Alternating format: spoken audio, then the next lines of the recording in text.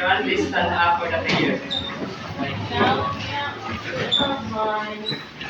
Who can lead the Sanchez, please lead the prayer. Are you ready to pray, classmates? Yes, we are. Let us pray. In the name of Father, the Son, and the Holy Spirit, amen.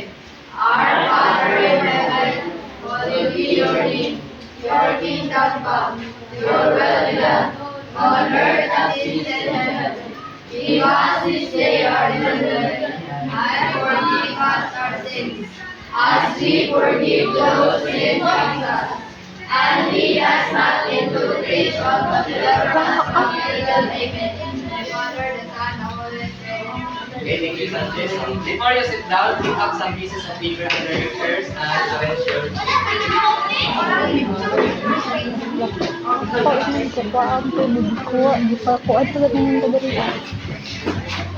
Okay, sit down.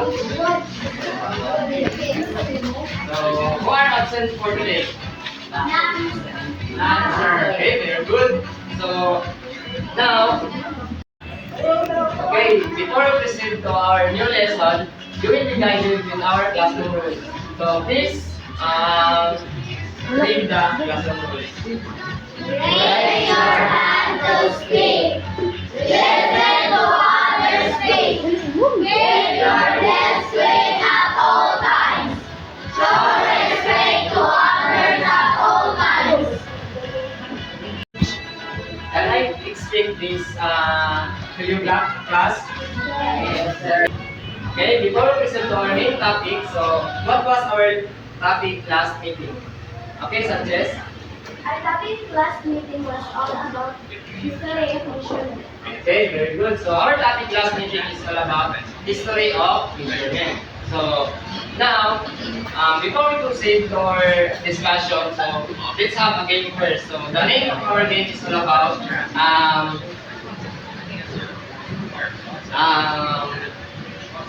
longest line. So the mechanics of our game is this morning we will have an activity. I will group you into two groups. So this side is group 1 and this side will be the group 2. So the name of our activity is all about longest line.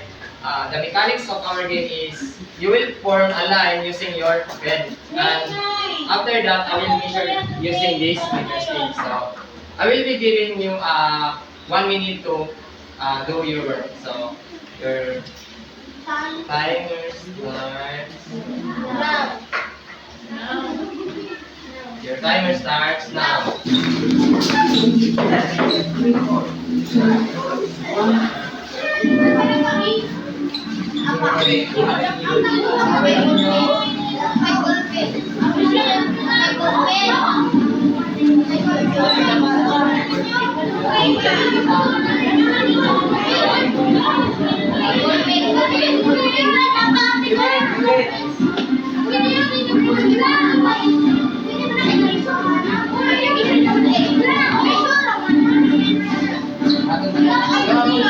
30 seconds.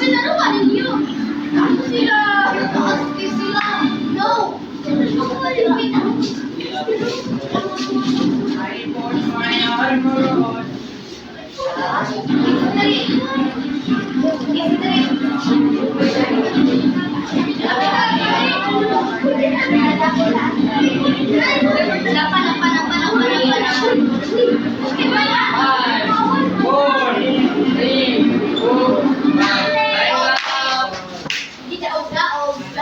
Okay, we will measure your line.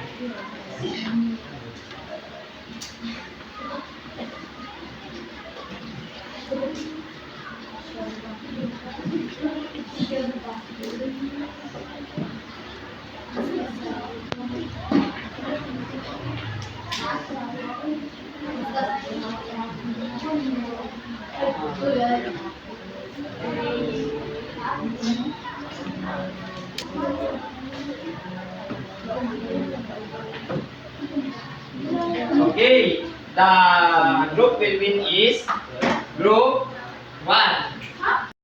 Will win is the group 1. So give a round of applause for group 1. Now, we will proceed to our discussion. So, our topic is all about English system of measurement, focusing on length. So, who have an idea of English system of measurement? None? Okay. So here are our objectives. So, please read. Determine the English system using the unit of length of measurement. Solve problem solving questions using the unit of length of measurement. Appreciate the significance of accurate measurement in everyday life. Okay, thank you. Our topic is all about English system of measurement, focusing on length. So, now length is, please read. Length is the measurement of the distance or extent from end to end. So, the length now is from point to end, like for example, the meter stick. Okay. And then, length can be measured in different units. So, ma-measure siya in different units like ruler, meter sticks, and different tools. There are common units of length. So, the inches, yards, feet, and miles. So, the tools of length is what? Measuring Okay. And then, meter sticks and yard sticks. Okay, we will proceed to our converting units of length. So, 1 foot is equivalent of 12 inches. and then 1 yard is equivalent of 36 inches. and 1 yard is equal to 3 feet. and 1 mile is equal to 1,280 feet. and lastly is 1 mile is equal to 1,760 yards. let's have an example word traveling. So Nigel needs to travel 2 miles. How many feet is that? So who will answer this example? Sir, Okay, Card, please write on the word. Anong notes?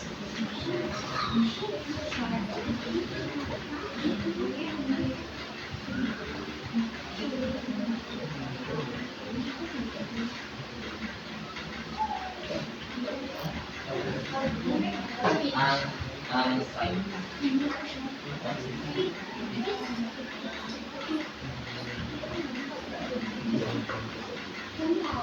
Okay, thank you, Carl. So, answer of Carl is correct. Yes. Okay, that's correct. And then, why is the answer is 10,560 feet? It's because the 1 mile is equivalent to 5,280 feet. So, the question is, Nigel needs to travel 2 miles. So, the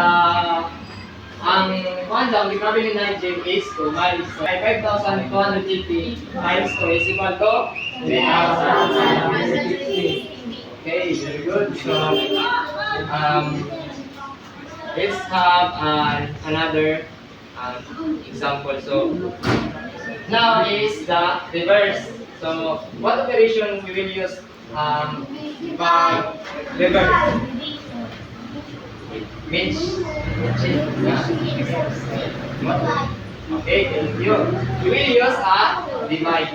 So, write this word bracket. So, Sophia has a ribbon that is 150 inches long.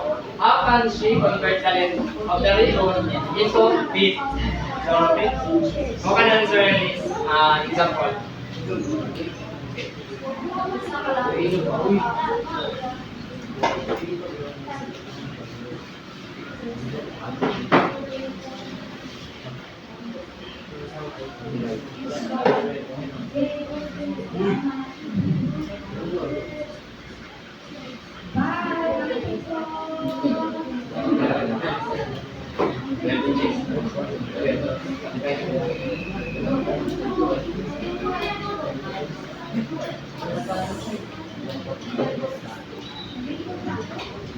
Okay, thank you.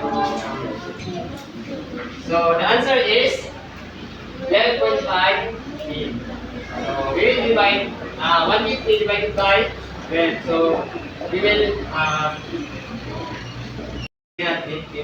so 150 divided by 12 is equal to 12.5 feet. Okay. On your lecture notebook, please answer this. So I will give you 1 minute to answer.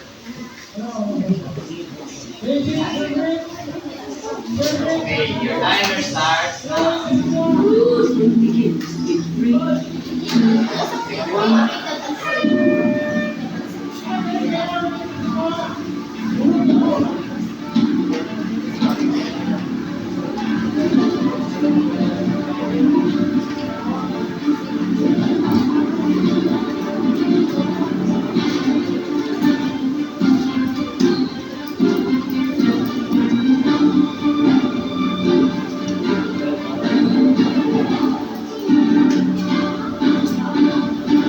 Okay, you have only 30 seconds.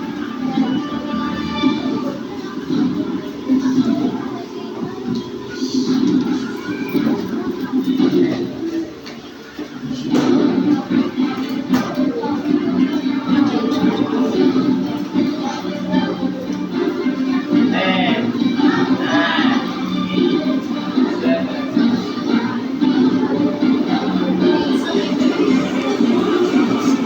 Okay, time is up. So please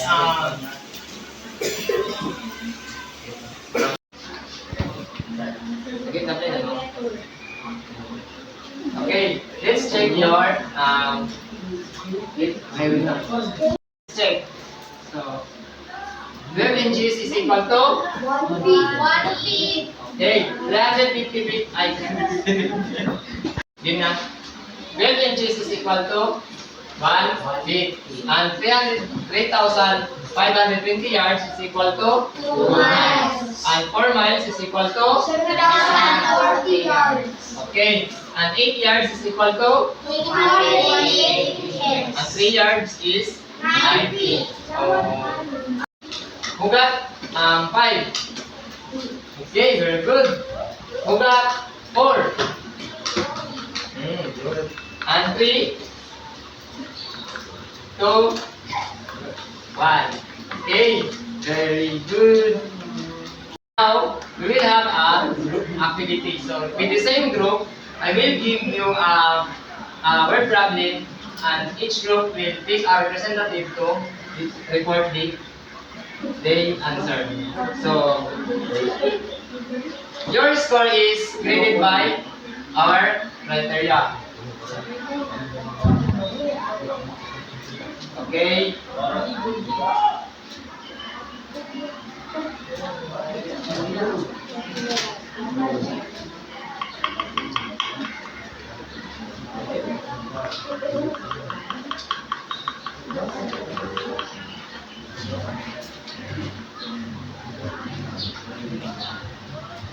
Okay.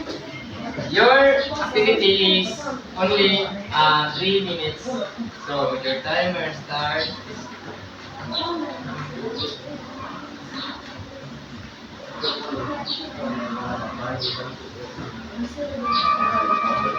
now.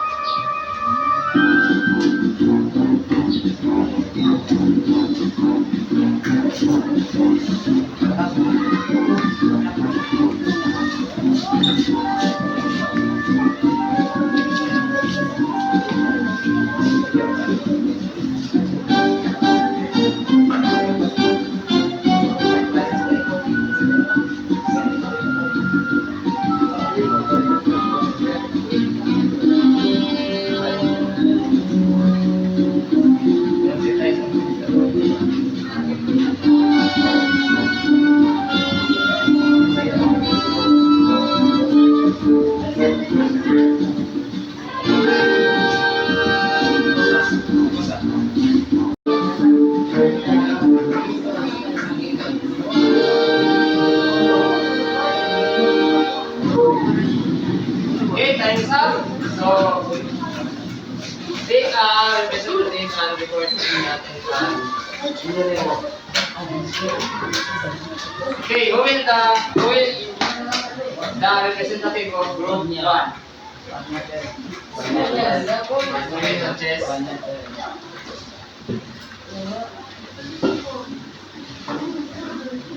Maria is creating a banner that is 2 yards. 2 yards. How many inches long will her banner be? Her banner will be 72 inches long. From group 1. Okay, thank you.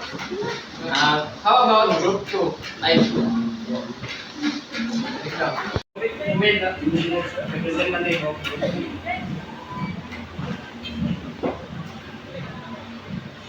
Maria is creating a banner that is 2 yards. How many inches long will the banner be? The banner will be 72 inches. Okay, thank you. So, the answer is 72 inches.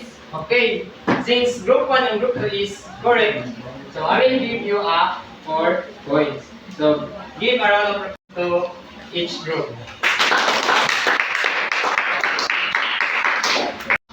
Who can summarize our lesson for today? Okay, Sanchez?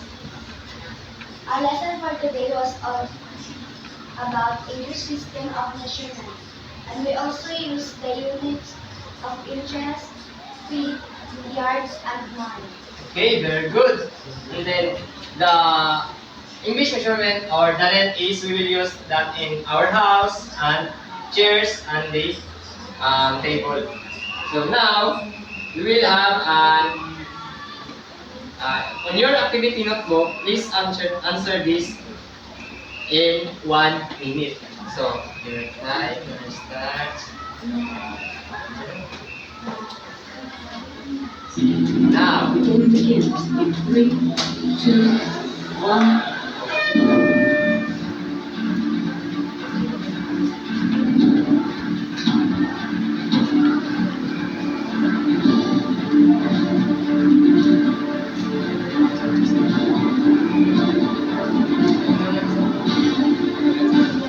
Okay, time is up. Pass your paper in front. So 1, 2, 3, 4, 5, 6, 7, 8, 9, 10.